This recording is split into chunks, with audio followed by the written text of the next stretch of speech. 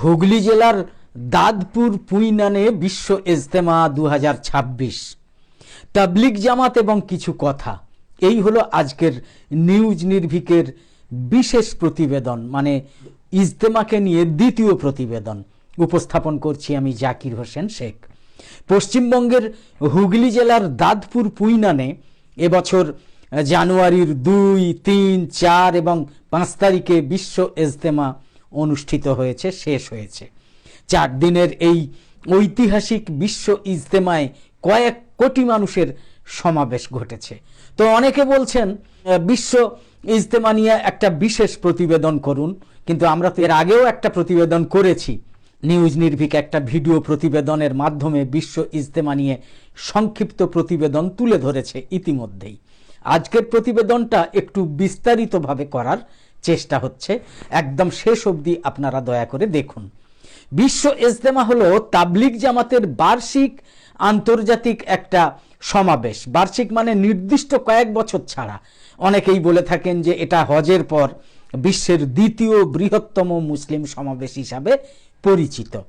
তাবলিগ জামাতের বিশ্ব ইজতেমার মূল উদ্দেশ্য হলো মুসলমানদের ঈমান এবং আমল মজবুত করা, নামাজ, কুরআন এবং সুন্নাহর প্রতি মানুষকে আগ্রহী করা, দাওয়াত এবং তাবলিগের কাজে মুসলমানদের উৎসাহিত করা, আত্মশুদ্ধি, আখলাক এবং তাকওয়া অর্জনের শিক্ষা দেওয়া।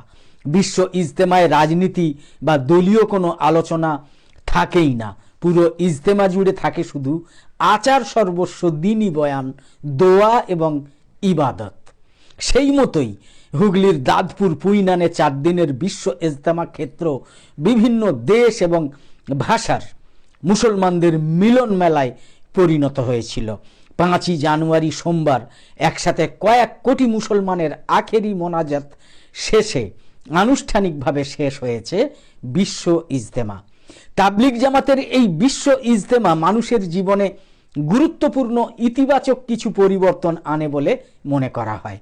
অনেক মুসলমান বিশ্ব ইজতেমা থেকে ফিরে নামাজে আরও যত্নবান হন, খারাপ অভ্যাস ত্যাগ করেন, দ্বীনি পরিবেশে চলার চেষ্টা করেন এবং দাওয়াতের কাজে সময় দেওয়ার, মানে তাবলিগ জামাতের ভাষায় যাকে চিল্লায় যাওয়া বলে, তার নিয়ত করেন। মোট কথা, তাবলিগ জামাতের বিশ্ব ইজতেমা কোনো প্রদর্শনী নয়, বরং এটা আত্মসমালোচনা, আত্মশুদ্ধি এবং আল্লাহর দিকে ফিরে আসার এক মহা সুযোগ। ভিন্ন ভাষা এবং ভিন্ন সংস্কৃতির মানুষ এক কাতারে দাঁড়িয়ে আল্লাহর কাছে মাথা নত করে, এটাই এর সবচেয়ে বড় সৌন্দর্য, বিশ্ব ইজতেমার সবচেয়ে বড় সৌন্দর্য। তবে একদম যে খারাপ কিছু দিক নেই এমনটা নয়, আমরা কিন্তু নির্ভীক চিত্তে সেই খারাপ দিকগুলো নিয়েও আলোচনা করতে রাজি আছি। মহিলা বর্জিত এক অনাড়ম্বরপূর্ণ লাখো কোটি মুসলমানের সমাবেশ বলা যায় বিশ্ব ইজতেমাকে, কিন্তু মহিলা বর্জিত। তবে বিশ্ব ইজতেমার মূল প্যান্ডেলের ভিতর চিত্র সাংবাদিকদের ক্যামেরা এক প্রকার নিষিদ্ধ থাকার কারণে 4 দিনের অনুষ্ঠানের কোনো লাইভ সম্প্রচার হতে কিন্তু দেখা যায়নি। ডিজিটাল যুগে যেটা অপরিহার্য ছিল, এটা হলে 4 দিনের বিশ্ব ইজতেমা থেকে যে সামান্যতম বিদ্বেষ প্রচার করা হয়নি অমুসলিমদের কাছে, সেটা অন্তত তুলে ধরা যেত, যেটা কোনোভাবেই হয়নি, সম্ভব হয়নি। বিশেষ করে মূলধারার প্রথম শ্রেণীর সংবাদ মাধ্যম, যারা কারণে অকারণে দিন রাত মুসলিমদের বিরুদ্ধে, ইসলামের বিরুদ্ধে মিথ্যা প্রচারের বন্যা বইয়ে দেয়, সেই গদি মিডিয়াকে আমন্ত্রণ করে ইজতেমা স্থলে নিয়ে গিয়ে প্রকৃত ইসলাম যে কত শান্তিপূর্ণ সেটা দেখানোর কিন্তু অবশ্যই প্রয়োজন ছিল। তাতে করে অন্য ধর্মের মানুষও সেসব দেখতে পেতেন, কিন্তু সেটাও হয়নি, করা হয়নি। ইজতেমা শব্দের অর্থ হচ্ছে সমবেত করা, সভা, সমাবেশ বা সম্মেলন। ধর্মীয় কোনো কাজের জন্য বহু সংখ্যক মানুষকে একত্র করা, কাজের গুরুত্ব বোঝানো, কাজটা যথাযথভাবে সম্পন্ন করার জন্য সিদ্ধান্ত নেওয়া এবং ব্যাপকভাবে তার প্রচার প্রসারের জন্য বলিষ্ঠ পদক্ষেপ গ্রহণ করাকে ইসলামের পরিভাষায় ইজতেমা বলা হয়। সেদিক দিয়ে দেখতে গেলে তাবলিগ জামাতের সবচেয়ে বড় সম্মেলন হচ্ছে কথিত এই বিশ্ব ইজতেমা। তাবলিগ জামাতের এই ইজতেমার প্রচলন হয়েছিল কিন্তু দিল্লিতে। দিল্লির নিজামুদ্দিন মসজিদের নিকটবর্তী নূহ মাদ্রাসায় 1941 সালে সর্বপ্রথম তাবলিগ জামাতের ইজতেমা অনুষ্ঠিত হয়েছিল, যেখানে তখনকার সময়ে প্রায় 25,000 মানুষ অংশগ্রহণ করেছিলেন। এরপর 1944 সালে ঢাকার কাঁকরাইল মসজিদে প্রথম ইজতেমা অনুষ্ঠিত হয়। এই সব ইজতেমা ছিল খুবই সীমিত পরিসরে সেই সময় অনুযায়ী আর কি। পরবর্তীতে তাবলিগ জামাতের কার্যক্রম ভারত, পাকিস্তান এবং বাংলাদেশের গ্রাম গঞ্জ, শহর, বন্দর, নগরে ব্যাপকভাবে ছড়িয়ে পড়ে। এর ফলে ইজতেমায় দেশি বিদেশি মানুষের উপস্থিতি ক্রমশ বাড়তে থাকে। 1967 সালে টঙ্গীর তুরাগ নদীর তীরে বিশ্ব ইজতেমার স্থান নির্ধারণ করা হয়েছিল। এর ফলে বিশ্ব ইজতেমা পৃথিবীর অন্যতম বৃহৎ ধর্মীয় সমাবেশে পরিণত হয়। এই ইজতেমার সবচেয়ে বড় আকর্ষণ হিসাবে পরিচিত তথাকথিত আখেরি মোনাজাত। তথাকথিত শব্দ বললাম বলে কিছু মনে করার কারণ নেই। বাস্তবতা হলো আজ বহু মানুষ ফরজ সালাত আদায়ের চেয়েও আখেরি মুনাজাতে শরীক হওয়াকে অধিক গুরুত্ব দেয়। নামাজি, বেনামাজি, ঘুষখোর, সন্ত্রাসী, বিদআতি এবং নানা ধরনের দুষ্কৃতিকারী লোক সবাই মিলে দলে দলে এই মুনাজাতে শরীক হওয়ার জন্য ছুটে আসে। কেউ বিমান, কেউ ট্রেন, কেউ বাস, কেউ নানা রকমের গাড়ি, চার চাকার গাড়ি, বাইক থেকে শুরু করে টোটো, অটো, সাইকেল এবং পায়ে হেঁটে ইজতেমায় উপস্থিত হন ওই আখেরি মোনাজাতে সামিল হওয়ার জন্য। তাবলিগ জামাতের প্রতিষ্ঠাতা মাওলানা মোহাম্মদ ইলিয়াস রহমতুল্লাহ আলাইহে ভারতের হরিয়ানার মেওয়াতে 1926 সালে এই সংগঠনের ভিত্তি তৈরি করেছিলেন তিনি। তখন থেকে এখনো পর্যন্ত সংগঠনের মূল কতকগুলো বৈশিষ্ট্য হলো এরা রাজনীতি থেকে সম্পূর্ণ দূরে থাকে। কেন্দ্র বা রাজ্যের সরকার, যেমন বর্তমানে বিজেপির সরকার দিল্লিতে, তারা মুসলমানদের বিরুদ্ধে যা কিছুই পরিকল্পনা হাতে নিক না কেন, যা কিছু করুক না কেন, তার বিরুদ্ধে এরা কিছু বলবে না। সাধারণ মুসলমানদের শুধু দিনের দিকে ফেরানোই আসল লক্ষ্য নাকি তাবলিগ জামাতের। ধর্মীয় নৈতিকতা বোধ তৈরি করে অবশ্য। এদের কাজকর্ম মূলত মসজিদ ভিত্তিক। বছরে একবার অঞ্চল ভিত্তিক ইজতেমা হয়। সমগ্র বিশ্ব জুড়েও এই ইজতেমা অনুষ্ঠিত হয়। এটাই হলো বিশ্ব ইজতেমা বা বিশ্ব সমাবেশ। বইপত্র থেকে যতটুকু জানা যাচ্ছে যে তাবলিগ জামাতের 6টা মূল বিষয় আছে।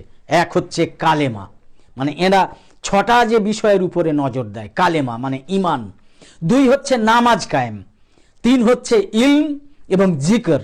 4 হচ্ছে ইকরামুল মুসলিমিন, মুসলমানের সম্মান রক্ষা করা। সেটা কিভাবে করা হয় সেটা কিন্তু এখনো পর্যন্ত প্রমাণিত নয়।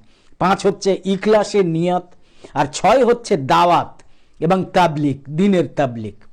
তাবলিগ জামাতের সদস্য সমর্থকরা নির্দিষ্ট সময়ের জন্য 3 দিনের জন্য, 40 দিনের জন্য, 4 মাসের জন্য, এই সময়ের জন্য ঘর ছেড়ে দাওয়াতি কাজে বের হন। এটা সব জায়গায় প্রচলিত, অনেকেই জানেন, এবং এই কাজটা অতীব পুণ্যের কাজ বলে বিবেচিত হয়। হুগলির দাঁতপুর পুইনানে বাস্তবিকই লক্ষ লক্ষ মানুষের সমাগম ঘটেছে এবং সব মিলিয়ে বলতে পারা যায় যে কয়েক কোটি পার হয়েছে সেই সমাবেশের জনসংখ্যা। সবই পুরুষ মানুষ, কিন্তু মহিলাদের এখানে আসার একেবারেই অনুমতি নেই।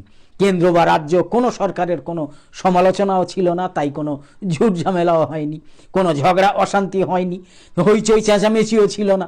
প্রত্যেকের মধ্যে অন্যকে খেদমত করার মানসিকতা কিন্তু দেখা গিয়েছে। তবে জল সরবরাহে অনেক খামতি ছিল, আর অস্থায়ী টয়লেটের অবস্থা ভালো তো না থাকারই কথা, কারণ সরু নালা, তার উপরে আবার জলের বোতলগুলো ফেলে ফেলে এমনভাবে জাম করে দেয়া হয়েছিল, এমনভাবে করা হয়েছিল যে সে খারাপ ছাড়া হওয়ার আর উপায় নেই। সকলের একটু সচেতন হওয়ার দরকার, যেখানেই হোক এইটা নিয়ে সকলের সচেতন হওয়া দরকার। পরিবহন ব্যবস্থা ছিল তো সব থেকে খারাপ।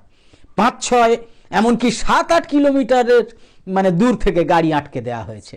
সেখান থেকে পায়ে হেঁটে মূল যে ইজতেমার স্থলে যেতে যুবকদের হয়তো কোনো সমস্যা ছিল না, কিন্তু বৃদ্ধদের, একটু বয়স্কদের, তাদের কি সমস্যা হয়নি? অবশ্যই হয়েছে। মালপত্র ঘাড়ে করে নিয়ে যাওয়ার দৃশ্য দেখলে চোখে পানি এসে যাওয়ার মতো অবস্থা হবে। তবুও কিন্তু কারু মনে কোনো অসন্তোষ ছিল না, কোনো বিক্ষোভ ছিল না। প্রতিটা মুখেই ছিল যেন বৈরাগ্য ভাব। এটা সত্যিই একটা নজর কাড়ার মতো দৃশ্য। এক একটা অঞ্চলের জন্য নিজস্ব এক একটা শামিয়ানা ছিল। এগুলোকে তাবলিগ জামাতের ভাষায় বলে খিমা। সেখানে আমিরগণ বক্তব্য রাখতেন। মূল একটা খিমা ছিল, সেখানেই কেবল মাইকের ব্যবহার হয়েছে, তাও বেশিরভাগ বক্তব্য ইস্তেকবাল করার জন্য। ইস্তেকবাল হচ্ছে অভ্যর্থনা জানানো আর কি। শব্দ দূষণ তার মানে তো ছিলই না, শব্দ দূষণের কোনো গল্পই নেই। সবশেষে একেবারে বলি, আখেরি মোনাজত শেষ করে ফিরতে, জামাত যখন সমাপ্তি হলো, ফিরতে কিন্তু খুব কষ্ট হয়েছে। সে যে কি কষ্ট একমাত্র যারা বিশ্ব ইজতেমায় অংশ নিয়েছেন, যারা ওখানে গিয়েছেন তারাই জানেন। হাঁটতে হাঁটতে পায়ে ব্যথা হয়ে যাওয়ার মতো অবস্থা। কোথায় নিজেদের বাস, কোথায় নিজেদের স্করপিও, টাটা সুমো, চার চাকা এইসব গাড়ি, কোথায় বাইক, কোথায় কি, সে মানে খুঁজতে খুঁজতে, আর লক্ষ লক্ষ মানুষের ভিড় একেবারে। কারণ এসেছেন তো অনেকে আলাদা আলাদাভাবে, কিন্তু যাওয়ার সময় সকল একসঙ্গে, সে মানে অসহ্য কষ্ট মাথায় করেই ফিরতে হয়েছে। তবুও দোয়া করছেন অনেকেই যে আবার যেন এই রকম একটা বিশ্ব ইজতেমায় তারা শরিক হতে পারেন। তো সেই জন্যে এই বিশ্ব ইজতেমার শুভ যে সাফল্য হয়েছে, তার জন্যে সত্যিই আল্লাহর কাছে লাখো কোটি শুকরিয়া জ্ঞাপন করছি, লাখো কোটি শুকরিয়া আদায় করে আজকের এই বিশ্ব ইজতেমা, হুগলির দাঁতপুরের পুইনানের যে বিশ্ব ইজতেমা শেষ হয়েছে, সেটা নিয়ে আজকে এই প্রতিবেদন করলাম। আপনাদের এই প্রতিবেদনটা ভালো লেগে থাকলে অবশ্যই লাইক, কমেন্ট এবং শেয়ার করবেন বেশি বেশি। তো আজকের মতো শেষ করছি। সকলকে ধন্যবাদ। সকলে ভালো থাকুন, সাবধানে থাকুন। খুদা হাফেজ।